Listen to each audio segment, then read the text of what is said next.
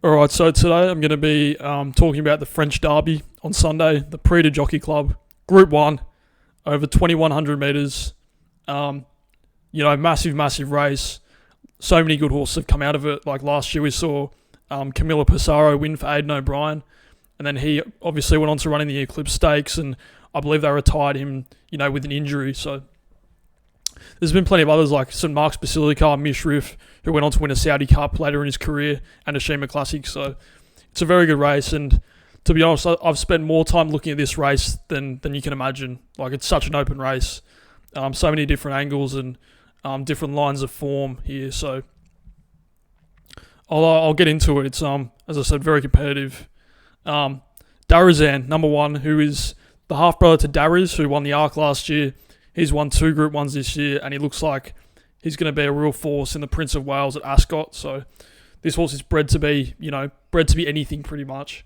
But he's only had one start, drawn barrier 10, which is, it's all right, I'd say. Not the worst at Chantilly over that Derby track. So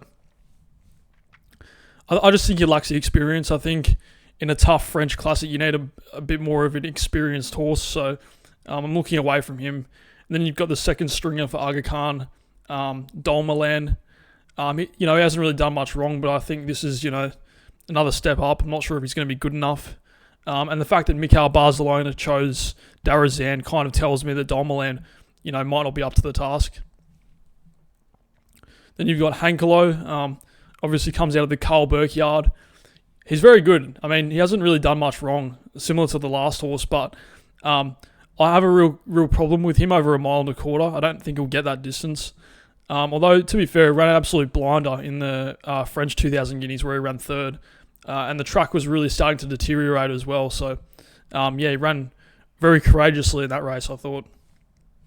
But then again, this is a new challenge. Going from a mile up to 2,100 metres, it's just a different beast, isn't it? So, I'll probably look away from him.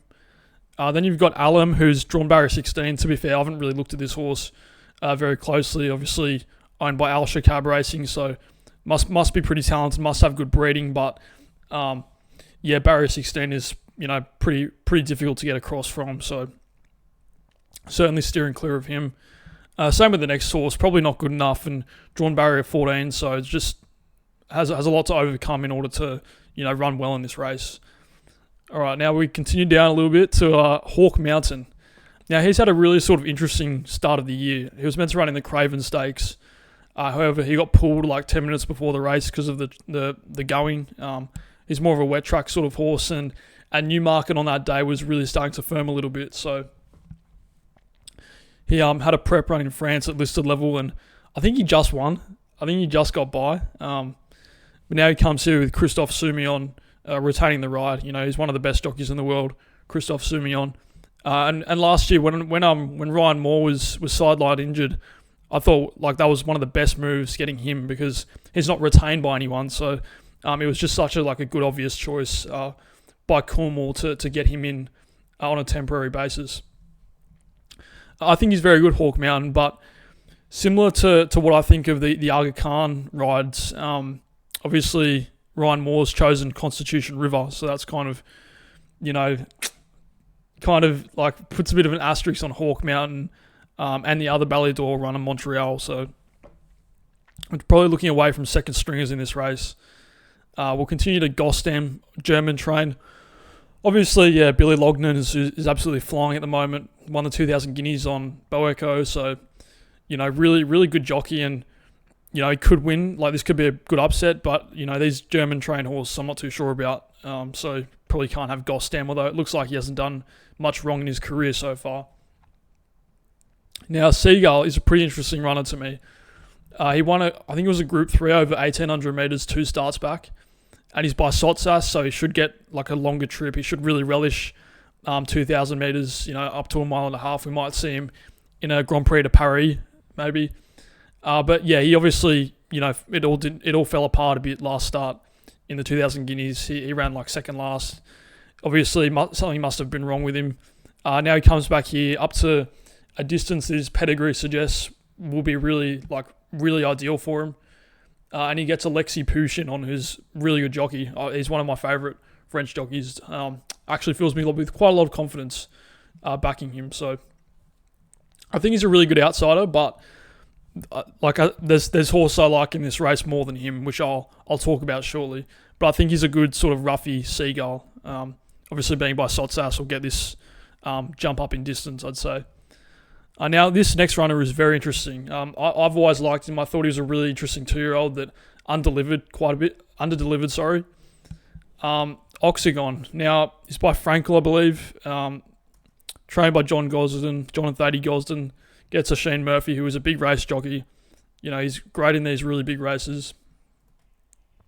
Now, he won his first start this prep in the Craven Stakes and then ran 6th behind Bo Echo in the 2000 Guineas. So he comes from really strong form. And I believe after the Dewhurst, when this horse ran there, John Gosden said that he's a French Derby horse, which is like quite an early call to make on a 2-year-old. And then they supplemented this horse earlier this week. So I think Oxagon is a really interesting horse, and he's one of my bets in this race. Assuming the track stays on the near good, if it goes to wet, like when it was on the French Guineas day, if it goes to a really wet track, I probably won't have a bet on him. But as of now, I think it's good at the moment. Yeah, so I think Oxagon drawn barrier 3. I think he's a really good chance in this race. And also, I was having a look at some of the past winners in the Predator Jockey Club, and it's basically dominated by French trainers, Aidan O'Brien. But John Gosden has, he's had the most recent British horse win the race, and that was Mishriff, even owned by the same owner. So he obviously thinks this horse has a similar profile to Mishriff if he's supplementing him and running him here, I think. So, yeah, I think Oxagon's going to be one of my main tips for this race, assuming the track holds up. Now we'll move on to Komorebi, however the fuck you pronounce it. Godolphin owned, obviously. William Buick gets the ride. Big race jockey. I'm just going to be honest, he's one of my tips for this race. He should be fine regardless of the surface, whether it's wet or dry. He was last seen running a really, really game second in the French 2000 Guineas. And he seems like a really nice horse. Hasn't really done much wrong. And I think, although he's by Pinatubo, I think he was like a miler. I think 2,000 metres will be okay for him. It looked like he was sort of just getting going in the French Guineas, even though he came second. So I think he's a really good chance for this race. He's probably my main bet in this. And he gets barrier 7 too. So, William Buick should, it shouldn't be that complicated for him. Just get him in a nice spot. And I think he's a really nice horse. Is Komorebi. I've probably butchered the name about 3 different times then, but we'll continue. Camperset, I haven't really looked that closely into. Same with Pearl Majesty, although I noticed that obviously Christophe Soumillon's ridden it in its last few starts, and he's gotten offered to ride Ballydoyle, which is probably like an arrangement they already had. But if Christophe was still riding this horse, I'd probably look at it a bit more closely. This isn't knocking Christian Demuro, who is a world-class jockey in himself, but just other horses I prefer to look closer at. Canadian probably can't win. Montreal, as I said earlier, with these second and third stringers for Ballydoyle, it's just kind of hard to get a read on them, I think. Although, to be fair, you get times there was a day last year, I think it was on Arc weekend, I think it was the first day, and Christophe Soumillon won that race on, it was 2 years ago. Christophe won that race on Grateful, that long distance fillies and mares race. He won it on Grateful, and I think Ryan was riding, some other horse that ran really badly. Something like that. So, sometimes they do get it wrong, and Christophe wins, on the second stringer. But, if I'm going to back, one of these Aga Khan or Coolmore horses, I want to be on one that's ridden by Ryan Moore or Mikael Barcelona, that sort of thinking. But yeah, we'll just talk about these last two as well. A Boy Named Susie. Now, I think he's a really good horse. He's more of a, I think we're just seeing the minimum distance for him. I think he's more of a 1.5 mile horse in time. But if we get a really wet track, he's got a massive chance, this horse. Obviously, it's Maxime Guillon on board who, like the other jockeys I mentioned in Buick and Murphy, he's a big race jockey. He always wins at Group 1 level, Maxime Guillon. So, although he's by a Star Spangled Banner, which suggests he's not really a derby horse, just thought his running style, I just feel like he's going to stay, and I think he's going to really, I think he's going to really do well here, and I think he might go to like I don't know, if he places here, he might go to a King Edward or like a Grand Prix de Paris or something, so, or an Irish Derby maybe. So I think he's a really nice horse, and if it's wet, I'll be having a bet on a Boy Named Susie. I think he's pretty good, and I think he's flying a little bit under the radar, to be honest. And then the last horse is Constitution River. Now, obviously, the Mafia's horse. He's very good. I mean, he looks really good. He won the D Stakes very well.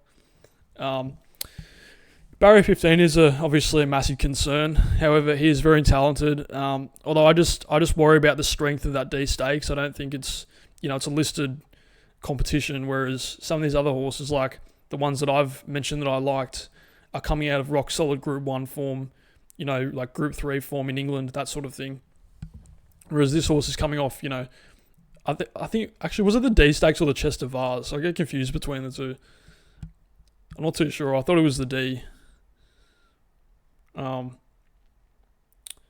I think it was, but it's kind of beside the point. But, he might just go and win here. But, the horse I like in this Komorebi, Oxagon, and a Boy Named Susie. Obviously, Oxagon's very track dependent, but, if we do get a bit of like a good track, the rain stays away, which is always a bit of a, query in France. I think Oxagon will be in with a massive chance. But yeah, like, it's such an open race. Like, some of these horses like Seagull, who I spoke about quite glowingly, I think, he could really jump out of the ground. But yeah, besides France, there's some Group 1s in Australia at Eagle Farm, and there's the Japan Derby on Sunday, which will be, again, another really open competition, as derbies usually are, though, to be fair. But yeah, if you like this sort of content, just like and subscribe, follow me on Twitter, and I'll see you later.